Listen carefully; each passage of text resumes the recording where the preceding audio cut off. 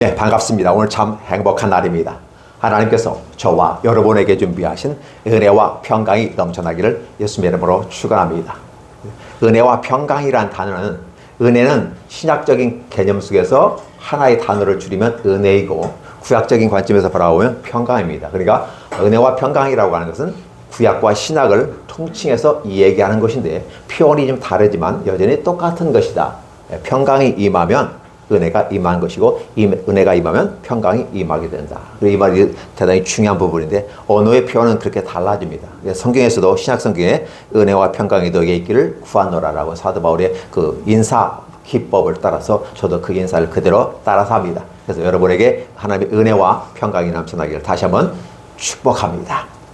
마가복음 14장 66절로 72절 마지막 절까지 6절을 중심으로 해서 내가 기도했을 때와 기도하지 않았을 때의 차이점에 대해서 한번 생각해 보았으면 좋겠습니다. 이 말은 어떤 약을 선전하는 것처럼 느껴집니다. 드셨을 때와 들지 않았을 때 차이점. 당연히 뻔한 얘기 아니겠습니까? 밥을 먹었을 때와 먹지 않았을 때 차이는 달라지죠. 학생 같은 경우는 머리가 잘 돌아간다. 그러니까 아침밥을 꼭 먹고 가자. 이렇게 얘기합니다. 그리고 집중력도 더 세질 것이다. 체력도 보강이 될 것이다. 배고프면 정신이 혼미해지고 체력이 약해져서 적극성이 떨어진다. 이거 당연한 말입니다. 그럼에도 불구하고 여전히 우리에게 주어지는 것은 기도했을 때와 기도하지 않았을 때의 차이는 크다라는 것이었어요. 26년도 시작됐습니다. 드디어 네 번째 주, 1월이 마지막 주예입니다. 그래서 이번 한 주간 지나면 이제 또 2월달을 접어들고 구정을 맞이하면서 얼렁뚱땅 또 2월달 지나가면서 3월달이 우리에게 다가오는데요. 1월 보내는 마지막 주에 있어서 우리는 무엇을 생각해 볼까? 자, 다음 달에 있는 구정까지. 우리는 신정과 구정 사이를 우리는 신년이라고 보면서 함께 생각해 봅니다. 그래서 신정은 시작됐지만 아직은 아닌 것 같은 느낌? 구정은 이제 그것이 비로소 되어야 완전한 명절이 지나고 새해가 되는 것 같은 느낌? 우리는 이 과정 속에서 있어요. 이게 참 좋은 것인 것 같습니다. 왜냐하면 좀 생각할 수 있는 한 해를 어떻게 운영할 것인가에 대해서 생각해 보는데 대단히 중요하다. 그러면 한 해를 운영한다는 개념은 뭐 어떻게 생각해 볼까? 내 머리를 쥐어짜서 시스템을 만들고 이런 부분을 세상적으로서는 얘기하지만 교회 차원에서 영적인 세계에서는 시스템을 짠다는 개념은 기도한다는 말입니다. 그러니까 내 앞에 미래의 사건에 대해서 우리가 잘 몰라요. 어떠한 사건이 발생할는지도 몰라요. 한 치 앞도 내다볼 수 없는 우리의 인생길이에요. 그래서 앞 설교에서는 이렇게 말했습니다. 한 치, 두 치, 세 치에서 이거는 되게 거리 개념으로 있는 것 같고, 또 이걸 또 다른 부분에서는 시간적인 개념으로 봅니다. 그래서 5분 후의 일을 우리가 모르고 10분 후의 일들을 모르는 상황 속에서 우리는 어떻게 26년을 계획할 것인가. 그리고 계획한다는 것은 결국은 기도 제목을 잡는다는 것이거든요. 우리가 예산을 짤 때도 보면 계획 쓸 때 계획 잡고 그에 따른 예산이 뒷받침되어져야 그 프로그램 예산이 계획이 진행되는 것처럼 우리의 모습도 그런 것 아니겠는가를 생각해 봅니다.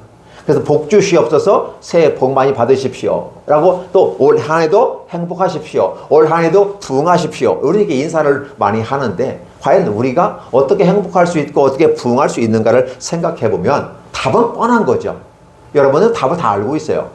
그런데 문제는 그것을 체계화시켜서 내 삶에 적용해 보려고 노력하는 부분이 약하다는 사실이죠. 세상적인 방식은 여러분들은 다 탁월합니다. 왜? 그걸 해야만이 이 땅에서 두 발을 딛고 사람 구실을 할 수 있기 때문에 그래요.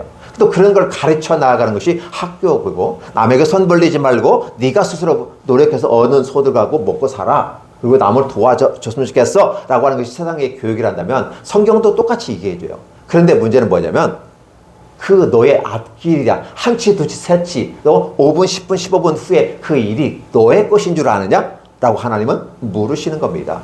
여러분에게 묻습니다. 26년도 하나님께 여러분에게 선물을 주셔서 지금 여러분이 앉아 계십니다. 맞지요? 선물로 받으셨어요. 그런데 지금까지는 인정되는 거죠. 선물을 받았으니까.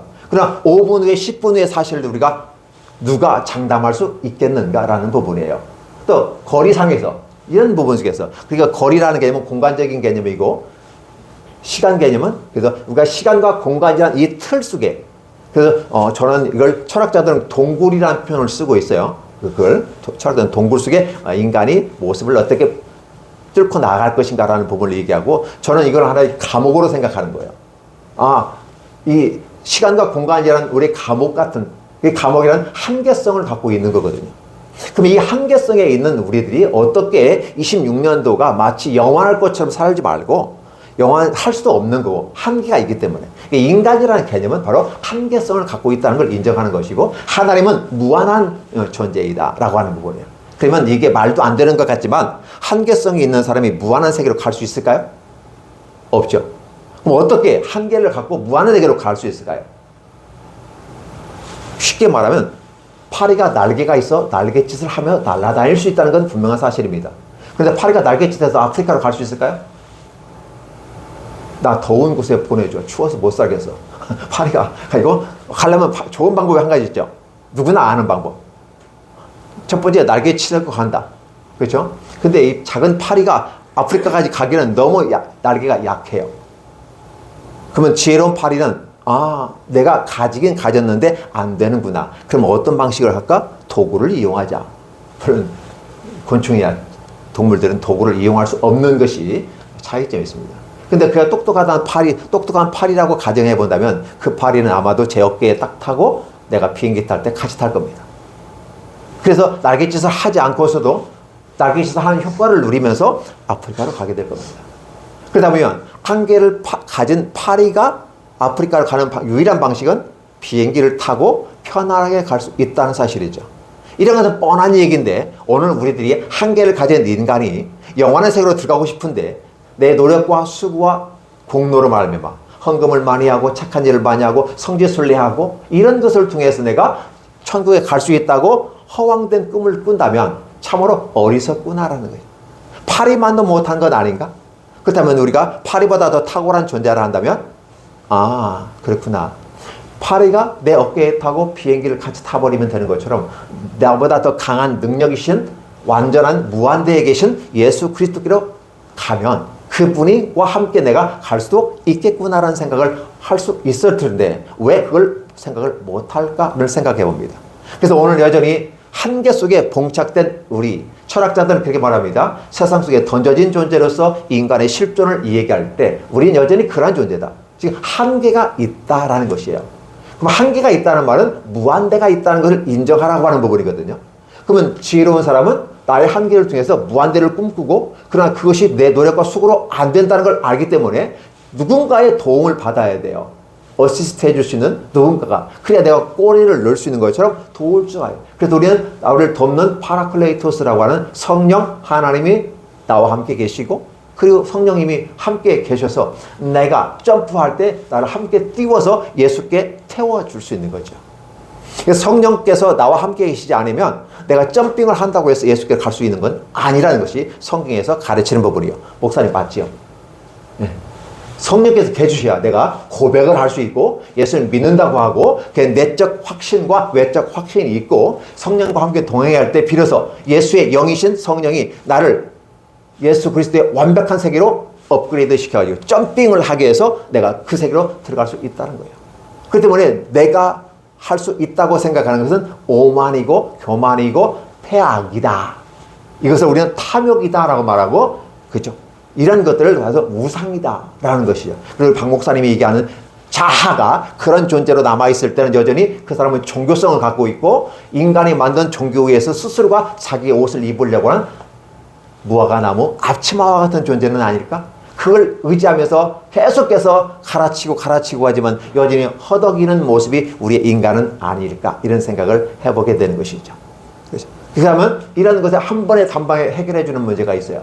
바로 주님께서 양을 잡아서 피 흘리고 그 가죽옷으로 말며 우리 부끄러움을 수치를 가려주어서 드디어 숨지 아니하고 당당하게 나설 수 있는 모습. 그러니까 우리는 분명히 수치가 있어요. 어떤 수치일까요? 하나님을 배신하고 떠났다라는 부분입니다. 그리고 하나님의 말씀을 의지하지 아니하고 사탄 마귀의 뱀의 말을 따라갔다는 이 모습이 우리의 현존이고 실제예요. 근데 이러한 모든 허물이 있는데 그걸 주님께서 덮어주셨기 때문에 이제는 숨지 아니하고 당당하게 하나님 앞에 나아갈 수 있다라는 것이 창세기에서 우리 박 목사님이 설명해 주신 대로 그 핵심적인 내용이거든요. 쉽게 이야기하면 그렇다는 것입니다. 자, 그렇다 보면 오늘 저와 여러분들은 여전히 한계를 가진 존재이기 때문에 내가 예수님께 점핑을 하고, 그렇죠? 우리가 우리 비행기 있잖아요. 훈련기 F-50이잖아요. FA-52. 이게 에어쇼를 하게 되는데 힘들어요. 왜?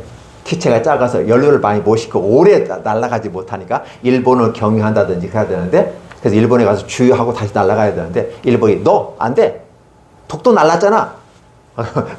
거부를 했어요. 그래? 그러면 뭐 우리도 방법이 있지. 이제는 우리가 있겠죠. KF-21을 띄워가지고 직접 가버리거나 아니면 공중 주유 급유를 합니다. 그래서 이 급유할 때 도킹을 하잖아요. 공중에서 비행기가 떠서 기름을 넣는 것도 엄청난 기술이라고 하는데 이것을 이뤘잖아요. 이런 부분들. 그러니까 오늘 우리들이 하나님의 나라를 향해서 창공을 향해 나갈 때 날아는 비행 작은 훈련기용의 또 약간의 경량 전투기의 모습으로 가지고 가다가 힘들고 에너지가 떨어져. 그러면 뭘 날아가? 툭 떨어져. 그래서 성령 하나님께서 도킹해 주셔가지고 기름을 넣어주시는 거죠. 그 기름이 뭐예요? 성령 충만. 그렇죠? 성령 충만한 모습으로 우리에게 다시 기름을 넣어줘서 신부가 마치 기름 등불 준비하고 그다음에 여분의 기를 준비해서 기다리는 것처럼 이런 모습이 비춰졌을 때 우리가 계속해서 하늘을 날 수 있는 것이다. 그러면 하늘은 그걸 하나님을 상징한다면 하나님 품 안에 우리가 안길 수 있다. 비유적 표현으로 이렇게 말씀을 드리는 겁니다. 오늘 저와 여러분들이 하나님 안에 쑥 하고 들어갈 수가 있다는 사실이죠. 우리는 이런 부분 속에서 쉽게 이해할 수 있는 부분들인데 너무 하나님과 우리는 거리가 간격이 있어요. 근데 그 거리 간격이 어떠시게 느껴지냐면 내 기도는 하나님이 안 들어주셔. 어쩌다가 그렇죠? 소 뒷걸음치다가 뭐 밟는다는 것처럼 해가지고 어쩌다가 한번 맞았어. 어쩌다가 한번 됐어. 어쩌다가 한번 로또가 됐어. 그럴 수 있지만 로또 될 확률이 없잖아요.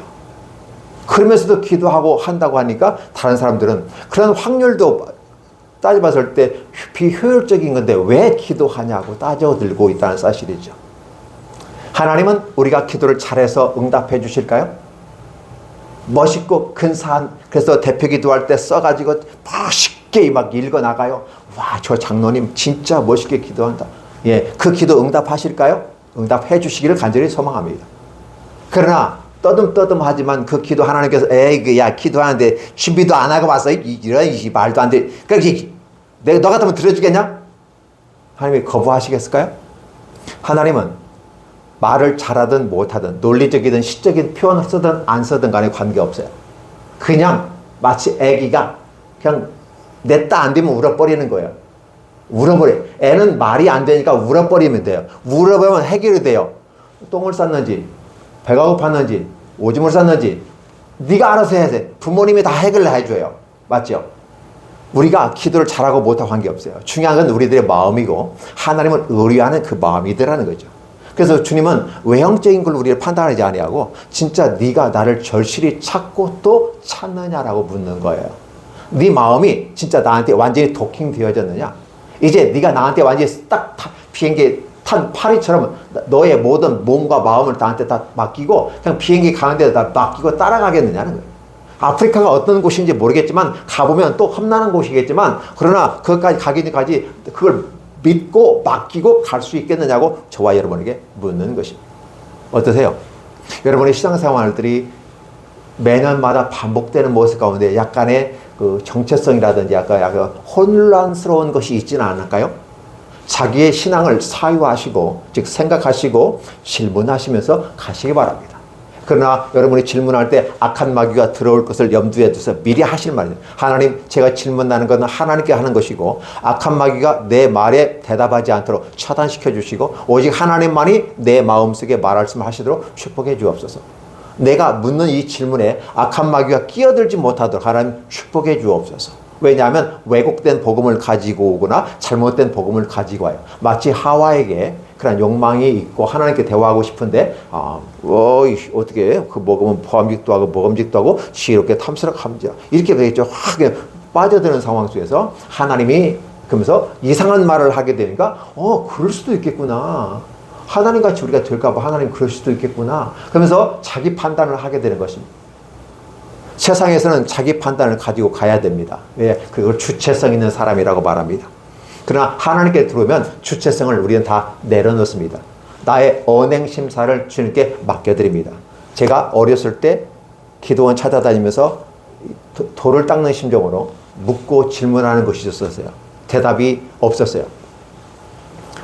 어떻게 언행심사를, 아니 내가 나라고 하는 인생의 주체성을 가지고 내 인생에 내가 주인공으로 가는데 어디 내 판단과 내 생각을 내려놓고 하나님의 생각을 갖고 간단 말이야. 그러면 내 생각이 아니고 하나님의 생각이지. 그러면 나는 뭔데? 라는 생각을 하게 됐어요. 그러니까 나 상당히 똑똑하고 지혜롭고 현명한 것처럼 느껴졌어요. 나 뭐 괜찮은 사람 아닌가? 이렇게 생각했단 말이에요. 그런데 제가 60 넘어서야 비로소 이제 깨닫기 시작하는 거예요. 교통사고 사건을 통해서 느껴지는 거죠. 이 교통사고는 어떤 사건이냐면, 제가 골목길에서 분명히 오른쪽으로 가는 길은 길이 열려 있어요.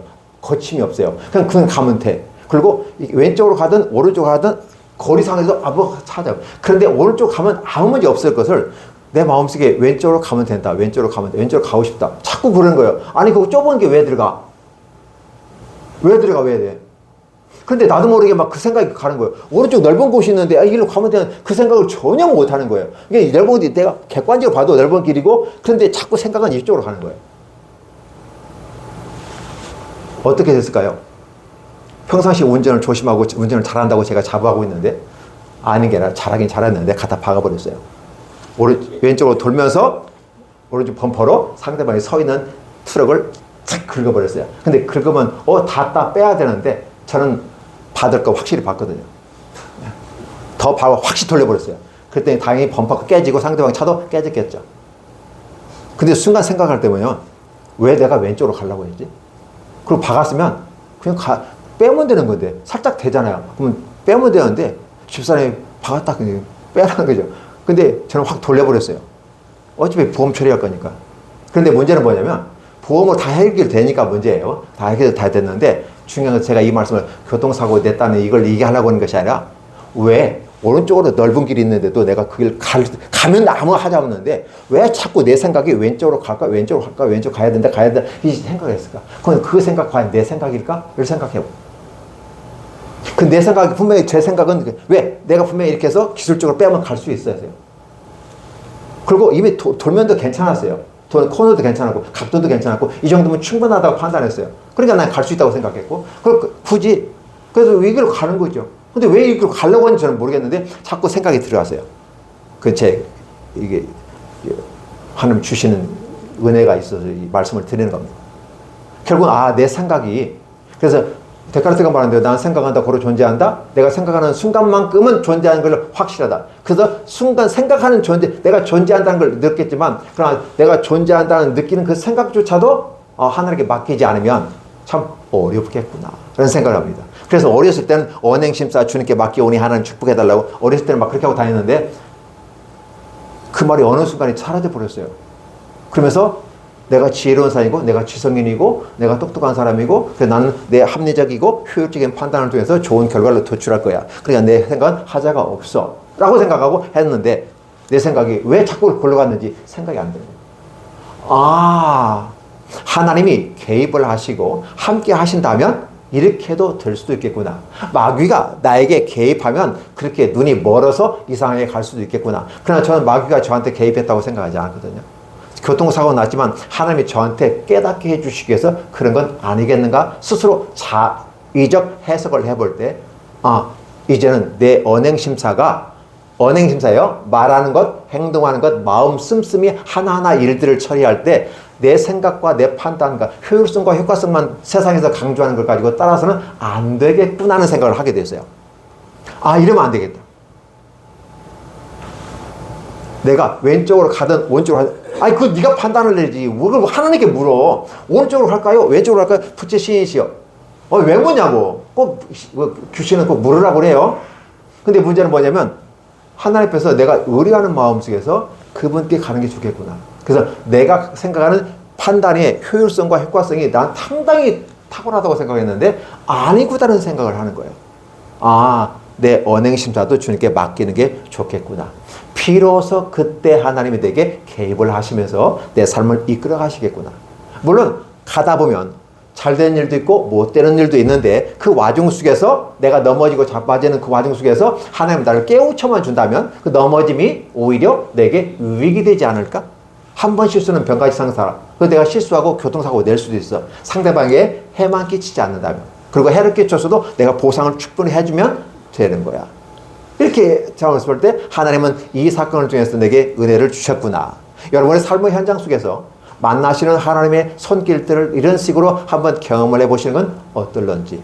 만약 이런 감각과 경험이 없다면 내가 믿어도 믿는 것 같지도 않고 기도한다고 기도하는 것 같지도 않고 허공에다 나 혼자 떠들고 있는 거 아니야? 기도하다가도 지금 내가 뭐 하고 있지? 이런 생각들을 해보실 수도 있을 겁니다. 그러나 진정 하나님은 우리와 함께 계시는데 바로 나의 모든 것들 하나님께 맡기고 주님께서 나를 주장하시기를 원하는 것입니다. 그래서 내가 십자가에서 산 것은 바로 그리스도가 죽고 사셨기 때문에 이제 내가 산 것은 내가 산 것이 아니고 내가 예수 그리스도 안에서 사신 것이다 라는 이 말씀이 비로소 내게 안착이 되어지고 이해가 되어져서 아, 성도의 삶은 이렇게 살아가는 것이 좋겠구나라는 생각을 해보게 됩니다. 오늘 성경 본문으로 들어갑니다. 본문에서는 어떤 얘기야? 베드로의 사건이 나타나요. 베드로 사건은 어떤 모습입니까? 여러분은 베드로와 예수님의 관계를 어떻게 여겨주십니까? 좋게 느껴집니까? 베드로가 영화 같은 데 보면 할아버지 형태로 나와요. 인생의 돌을 다 터득한 것처럼 이렇게 들어가고 예수님을 따라다니면서 이렇게 하는 것도 보는데 이 성경을 자세히 보면 베드로는 가룟 유다 못지않은 아주 다혈질적이면서 아주 진취적인 사람이고 자기 성격이 분명한 사람이고 나이 많다는 이 연장자, 그죠? 우리나라 말로 연장자, 민증까, 그죠? 예. 그걸로 아예 확실하게 밀어붙이는 사람이에요. 그래서 예수님께서 좀 기도 좀 했으면 좋겠는데 나는 지금 힘이 죽겠어서 땀방울이 핏방울이 돼서 기도했는지 어떤지는 우리는 다 모르겠어요. 성경에 기록됐다고 하니까 그만큼 그 기도는 절실했다고 하는 부분이죠. 십자가 앞에서 예수님의 기도는 절실했다. 근데 제자들은 3번씩이나 가서 부탁했는데 보고 주무셨다라는 부분이에요. 그리고 이제 다 되었으니 깨어라. 이제는 됐다라고 하면 그런 한 가지, 마음은 원하지만 육신이 약하구나. 이 말을 내가 너희한테 하지 않았으면 좋겠다. 오늘 우리도 그런 생각을 해봐요.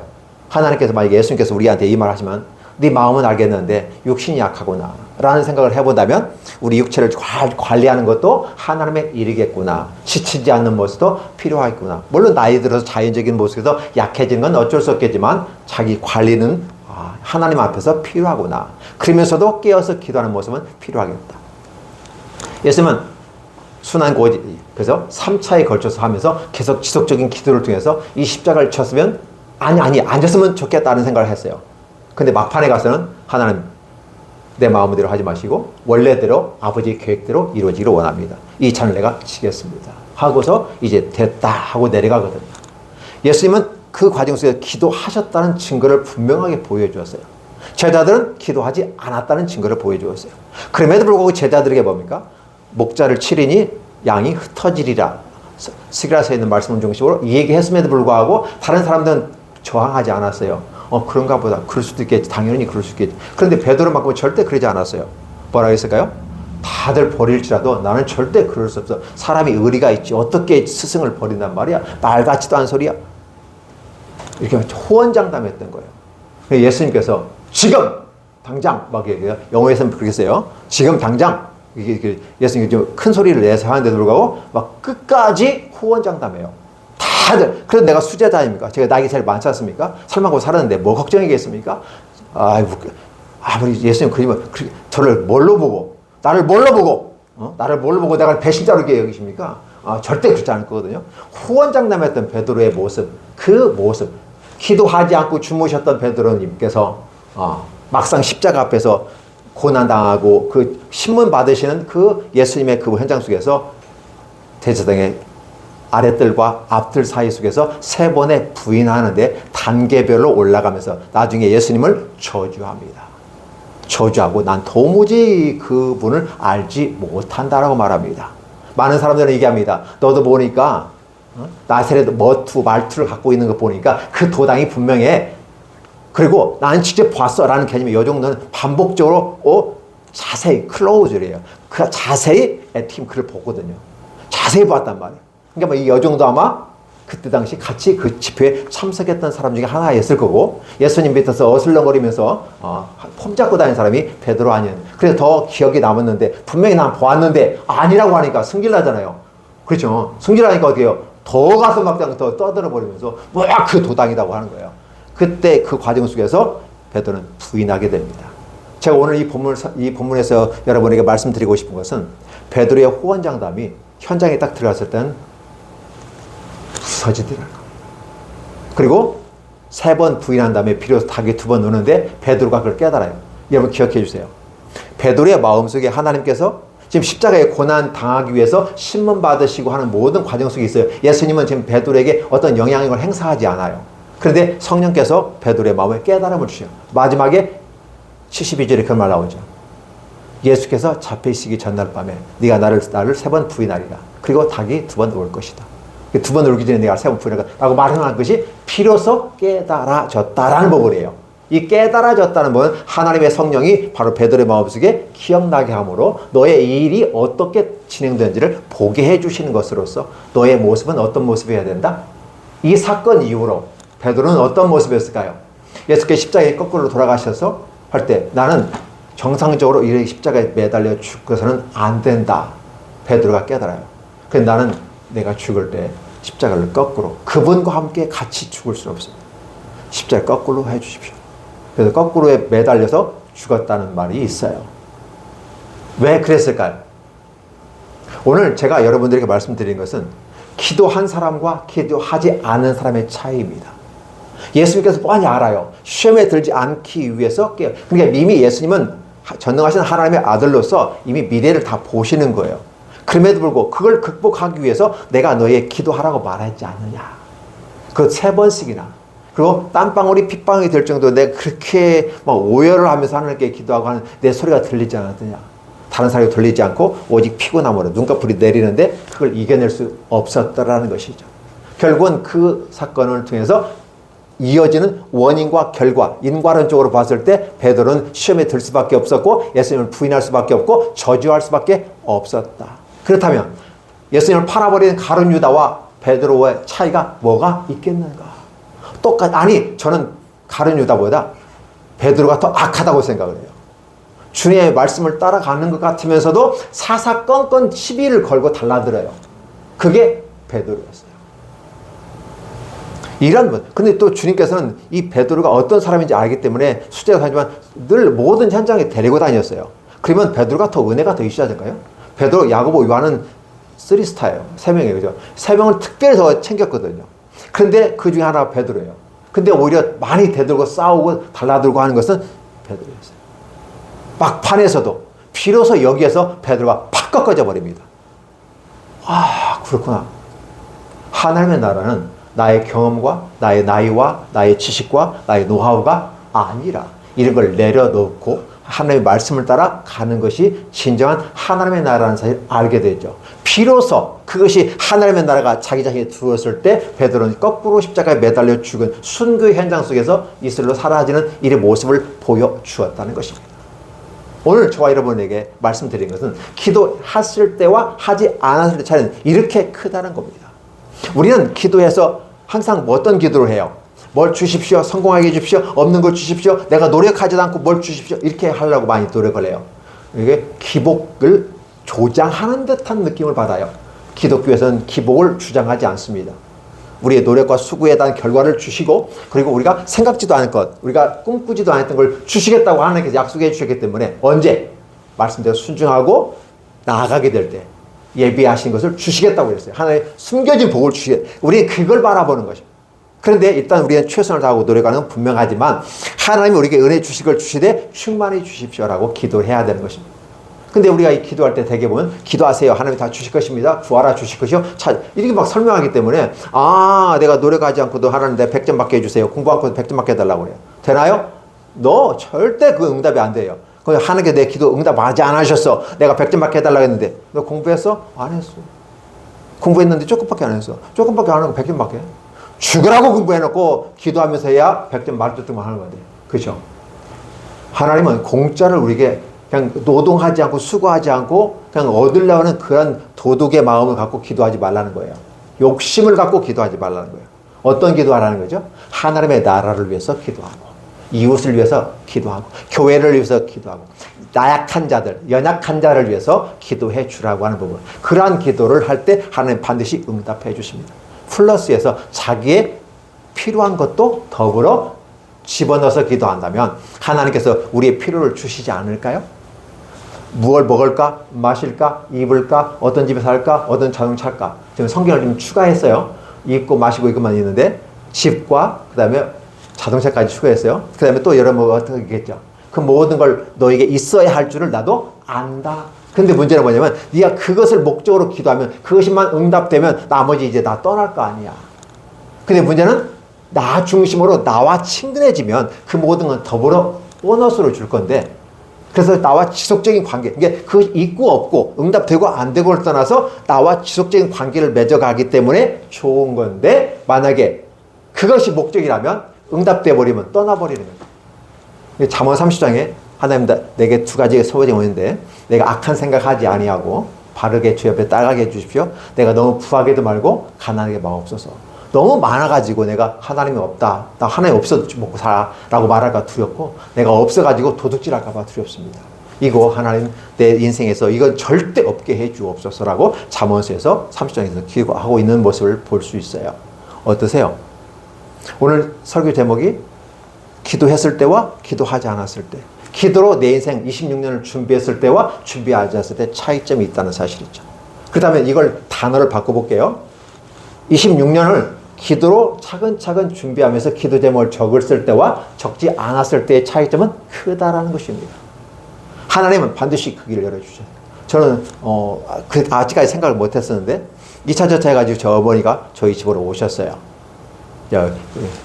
여동생 집에 있다가 저희 오셨는데, 내가 늘 작년부터 기도하고 있었던 건데 어머니가 같이 연세가 드셨지만 예배를 현장에서 드리고 싶다.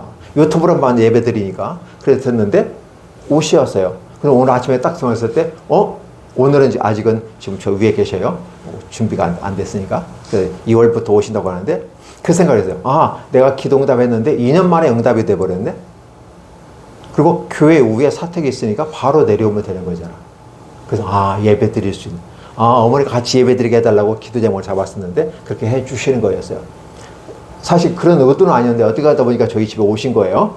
그런데 예배까지 응답이 그런 식으로 연결되어지는 모습을 보면서 하나님께서 은혜를 이렇게 주시는구나 라는 생각을 해보게 되는 것입니다. 오늘 이 말씀을 통해서 이 내용은 여러분 다 뻔히 알고 있는 내용이잖아요. 그런데 그 모습이에요. 26년도를 기도로 준비했던 예수님은 당당하고 그 앞에서도 내가 하나님의 아들이고 그 일을 위해서 왔노라라고 당당하게 얘기하는데, 베드로는 나는 저분을 몰라요. 절대 몰라요. 아니 들어보지도 못했어요. 그러면 저주까지 하면서까지 도망가는 이 베드로의 모습이 극명하게 마가는 보여주고 있는 거죠. 이 성경을 읽는 저와 여러분들에게 차이점을 보여주는 것입니다. 기도로 준비한 하나님의 나라와 그렇지 않은 자신의 삶은 차이가 있다. 선택은 너의 몫이야. 어때? 26년도 기도하면서 한번 시작해볼래? 아니면 그냥 너의 지혜와 능력과 경험에 의지해서 가볼래? 괜찮아. 그것도 괜찮아. 네 선택이니까. 그러나 그만큼 너는 시간이 지연되고 늦게 나의 은혜를 깨닫고 내 안에 좀 더디 올 거야. 어쨌든 오긴 오겠지만 더디 올 거야. 그러나 네가 만약에 내 말씀을 듣고 기도로 준비하며 16년을 시작한다면 더 주께로 가까이 갈 수 있지 않겠니? 라고 하는 메시지로 들으셨으면 좋겠습니다. 기도하겠습니다. 하나님 아버지 감사합니다. 고맙습니다. 무한한 사랑과 은혜로 함께해 주신 주의 은혜 충만히 감사드립니다. 하나님, 오늘 이 말씀이 생각하는 말씀이 되게 하시고 반복되는 말씀이 되게 하시고 내 삶에 적용되는 말씀이 되게 하여 주옵소서. 구체적으로 적용은 각자가 적용해야 되겠지만 기본적인 부분 속에서 잘 이해를 먼저 하게 해주시고 이러한 것들이 26년도를 승리하는 한 해가 될 수 있도록 만드는 도약의 계기가 될 수 있도록 축복해 주옵소서. 오늘도 기도로 준비하는 26년이 되게 하시고 하나님의 나라와 영광, 또 이웃을 위해서, 또 교회를 위해서 함께 기도하는, 나라와 민족을 위해서 기도하는 그 현장이 되게 하시고, 그리고 우리의 필요도 공급해 주시길 구하는 이러한 아름다운 26년이 될수록 축복하여 주시옵소서. 예수님의 이름으로 축복하며 기도하옵나이다. 아멘.